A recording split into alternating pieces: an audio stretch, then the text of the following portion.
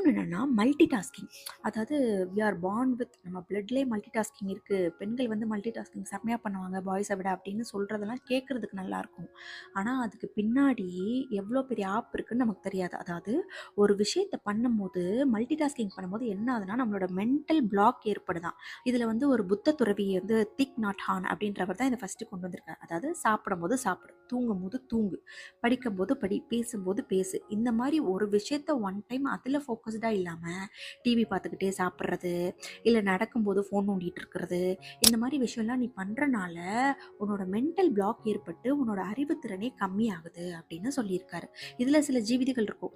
நானா என் கையால் பண்ணலைன்னா எனக்கு அது சரி வராதுப்பா, நானே தான் பண்ணணும், எல்லாத்தையும் நானாக தான் பண்ணணும் அப்படின்னு சொல்கிற சில ஜீவிதிகள் இருக்குது. அதெல்லாம் அதுக்கு அதே வச்சுக்கிற ஆப்புன்னு அதுக்கு தெரியல, அதை நம்ம விட்டுருவோம், அதை நம்ம ஒன்றும் பண்ண முடியாது.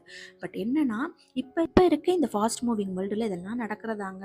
அவன் எப்படா வேலையை முடிப்போம் அந்த மாதிரி சொல்கிறதெல்லாம் கேட்குது. பட் மேக்ஸிமம் உங்களால் முடிஞ்ச அளவு இந்த மல்டி டாஸ்கிங்கை கொஞ்சம் கம்மி பண்ணுங்க அப்படின்னு சொல்லியிருக்காங்க. எவனுக்கு நிச்சயமாக ஒரு நட்பு வட்டாரம் இருக்கணும் அப்படின்னு சொல்கிறாங்க. கல்யாணத்துக்கு அப்புறம் குழந்தை, ஹஸ்பண்ட், வீடு அதெல்லாம் தான். ஃப்ரெண்ட்ஸோடைய அப்புறம் பார்த்துக்கலாம் அப்படின்னு அந்த அப்புறங்கிறதே ஒரு ட்ராப் தான். உங்களுக்குன்னு ஒரு ஃப்ரெண்ட்ஸ் வேணும், நீங்கள் அவங்களோட ஷேர் பண்ணிக்கணும். உங்களுக்குன்னு ஒரு ஃப்ரெண்ட்ஸ் இருந்தால் தான் உங்களோட மென்டல் ரிலீஃப்க்கு அது ஹெல்ப் பண்ணும் அப்படின்னு சொல்கிறாங்க. இப்போ இப்போ ஃப்ரெண்ட்ஸோட வெளியே போனால் ஃப்ரெண்ட்ஸோடையா, இப்போ எதுக்கு, யார் கூட, எங்கே போகிற, ஏன் போகிற, எத்தனை பேர் போகிறீங்க, இப்படிலாம் கேள்வி வரும். வீட்டில் இருக்க எல்லா விஷயத்தையும் நீங்கள் செஞ்சு வச்சுட்டு கிளம்புனாலும் கடைசியாக அந்த வீட்டில் இருக்க இன்னொரு பெண்ணு தான், அதான் பெண்ணுக்கு பெண் தான் ஆப்பு. அது மாமியாராக இருக்கட்டும், அம்மா, அத்தை, சித்தி, யாராக வேணா இருக்கட்டும், அவங்க இதை மட்டும் பண்ணி வச்சுட்டு போயிரு, ஒரு சுடுதண்ணி போட்டு போயிரு, பால் காய்ச்சிட்டு போயிரு. நான் அது கூட நான் அவங்களுக்கு பண்ண தெரியாதுல்ல, நீ என்னதான் எல்லாம் சமைச்சு வச்சுட்டு போனாலும் அதை பண்ணிட்டு போயிரு அப்படின்னு. யார் கூட போகிற, எங்கே போகிற, எத்தனை பேர் போகிறீங்க, இந்த கேள்வியெல்லாம் வரும். ஓகே, ஒன் சைடு அது வந்து உங்களோட சேஃப்டியை நினச்சாலும் இன்னொரு சைடு அது உங்களுக்கு ஒரு ட்ராப்பாக இருக்கக்கூடாது அப்படின்னு சொல்கிறாங்க.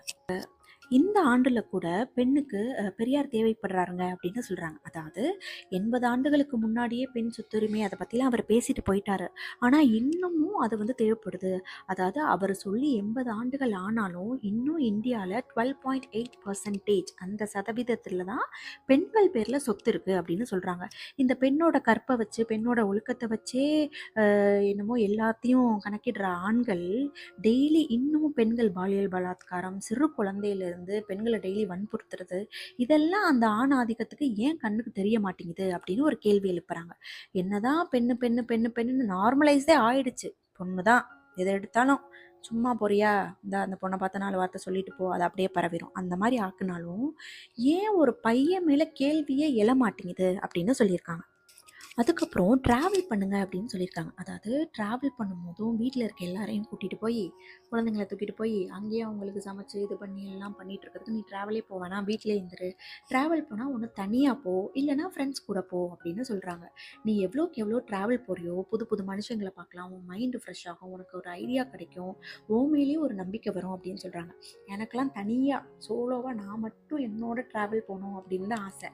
அந்த மாதிரி உங்களுக்கு நீங்கள் அப்பப்போ ட்ராவல் போங்க. அதாவது இப்போ இருக்க இதில் பெண்கள் என்னதான் இன்னும் அவங்க படித்து இது பண்ணிட்டு வந்தாலும் உடனே எல்லாரும் வர வேணாம் பெண்கள்லாம் போகிறாங்கன்னு, பெரும்பான்மையான பெண்கள் இன்னும் வீட்டிலே தான் இருக்காங்க. அந்த ஆணுக்கு கிடைக்கிற அந்த சுதந்திரம், அந்த பர்சன்டேஜ் இன்னும் பெண்ணுக்கு கிடைக்கல. அவர் ட்ராவல் போகிறத விட ஒரு பெண் போகிறதுனா அவ்வளோ சுலபம் இல்லை அப்படின்னு சொல்கிறாங்க.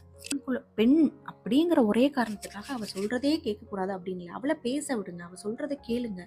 நீங்கள் அவளுக்கு இங்கே பாருமா, உனக்கு இந்த மாதிரி ஏதாவது பிரச்சனை நடந்துச்சா, இல்லை யாராவது உன்னை ஹர்ட் பண்ணுறாங்களா, உன்னை ஹராஸ் பண்ணுறாங்களா, நீ எங்ககிட்ட சொல்லு, இதனால உன் வேலைக்கோ இல்லை உன் படிப்புக்கோ எந்த ஆபத்தும் வராது. உடனே நாங்கள் அந்த உடனே கல்யாணம் பண்ணு, மாப்பிள்ளையை தேடு, முடிச்சுடு அப்படிலாம் நாங்கள் பண்ண மாட்டோம்.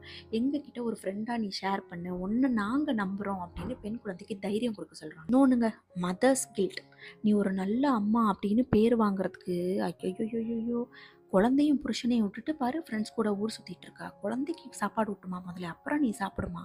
இந்த மாதிரி ஒரு குழந்தைன்னு பிறந்துட்டா அந்த பொண்ணை வச்சு செய்கிறது ஒன்று நல்லா தெரிஞ்சுக்கோங்க. அதாவது எந்த ஒரு தாய் அதாவது தியாக உணர்வோடு இருந்துக்கிட்டு தனக்கு பிடிச்சதெல்லாம் செய்யாமல் ஒரு ஸ்ட்ரெஸ்டான ஃபீலிங்காக ஒரு கோபத்திலே ஒரு குழந்தைய வளர்க்குறாளோ, அவள் வளர்க்குற குழந்தைய விட எந்த ஒரு அம்மா சந்தோஷமாக அவளுக்கு பிடிச்சதையும் அவள் பண்ணிவிட்டு அந்த குழந்தையும் நல்லா பார்த்துக்கிறாளோ அந்த குழந்தை தான் மிக சிறந்த ஆளுமை வாய்ந்த குழந்தையா, சந்தோஷமான குழந்தையா வளருது அப்படின்னு சொல்கிறாங்க. ஆராய்ச்சியிலே கண்டுபிடிச்சிருக்காங்க. என்னதான் முட்டி மோதி வளர்த்தாலும், உங்களால் முடிஞ்ச எஃபோர்ட் போட்டு அந்த குழந்தைய வளர்த்தாலும் கடைசி அந்த குழந்தையே கூட உங்களை கம்ப்ளைண்ட் பண்ணும், நீ அண்ணாக்கு தான் செல்லம் கொடுக்குற, நீ அக்காவுக்கு தான் செல்லம் கொடுக்குற, அந்த மாதிரிலாம் சொல்லும். ஸோ யாரோட சர்டிஃபிகேட்டும் உங்களுக்கு தேவையில்லை.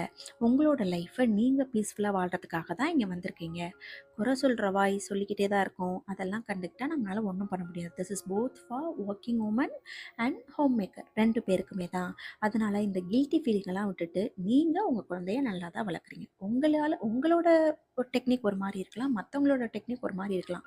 சில பேர்லாம் வாய்ப்பேச்சு நிறைய பேசுவாங்க, ஆனால் அவங்க எந்த லட்சணத்தில் வளர்த்தாங்கன்னு அவங்களுக்கே தெரியும்.